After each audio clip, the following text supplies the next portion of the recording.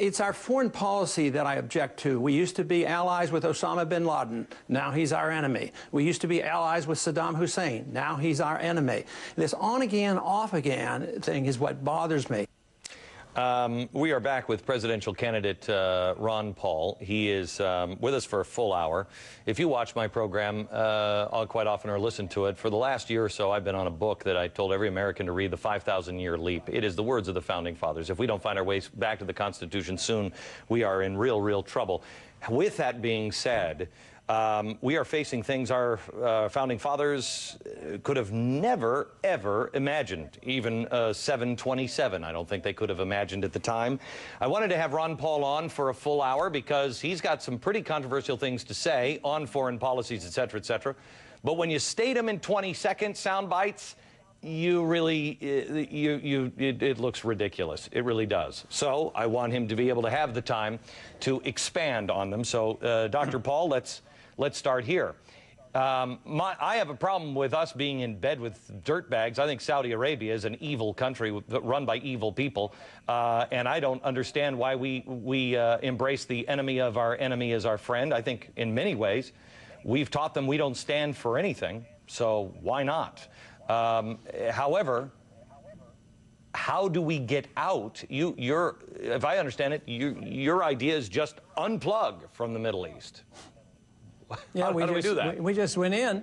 We should just leave, but you know who it was that committed us to Saudi Arabia? It was FDR during World War II, because we wanted to secure the oil. Right. But because of that persistence, that was one of the greatest annoyances to Osama bin Laden, our troops in Saudi Arabia. That is what motivated them to really motivate enough people to commit suicide terrorism, and we have to understand that. I think that is so important. Do you actually believe that if we walk away from the Middle East, that the terrorists will leave us alone, that the people in the extremist regime, let's just say, in Iran, is not serious when they call us the great Satan that will burn in the fire of the Islamic fury, that they'll just leave Israel alone and not destroy and push them into the sea? I think they will, because they're scared to death of Israel. Israel, it would be more powerful if we weren't holding them back. I mean, nobody's going to touch Israel. They have 300 nuclear weapons, and we restrain them when they want to settle their disputes on their border. We restrain them when they want to have peace treaties or deal with the Arab League. So I would say they'd be much stronger. So you're saying that we actually hurt Israel by being their friend? We should have no foreign aid to Israel at all. If Israel asked for our help, should we be involved?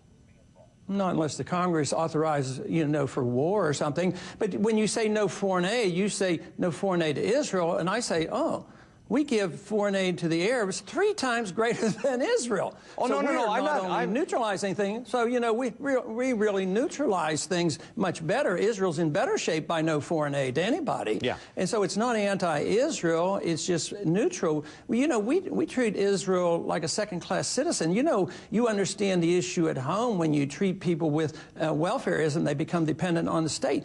Israel's dependent on us, for economic means. We send them these billions of dollars.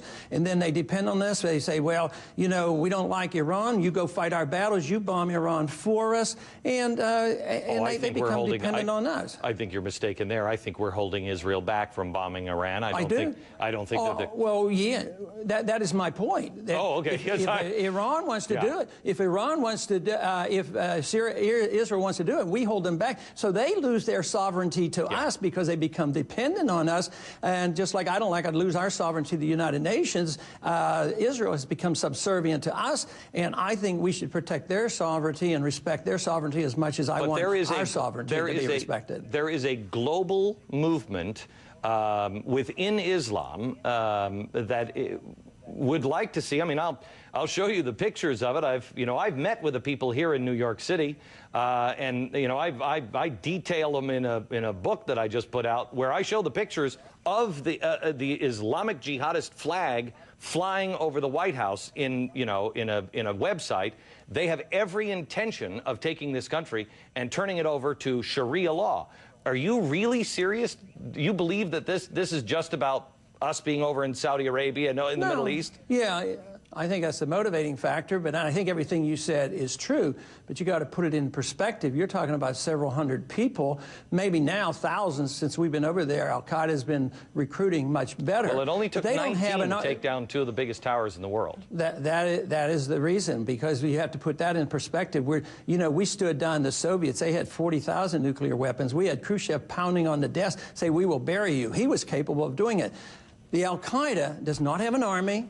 They don't have a navy. They don't have intercontinental ballistic missiles. They don't have weapons of mass destruction. They don't have a country. They're very, very weak people in that sense. But they have determination. The determination comes from being provoked, and they have to have some reason to galvanize enough hatred to come here and do what they have done. So, no, it's not going to be, if I bring the troops home overnight, it's not going to eliminate what has been going on for quite a few decades. But I'll tell you what, it's going to be a lot better. And if we think that they only come here because we're free and prosperous, we will never solve this problem. We are going to be under threat, because if let's say the fighting quits in Iraq, and we keep those 14 bases and an embassy as big as the Vatican, and think that won't annoy them people, it will be a thorn in their side, and we will be under as much threat. We are an easy target over there. They're quite satisfied for killing Americans in Iraq. Okay, but if we're no longer an easy target, they'll come back here. That is what my fear is.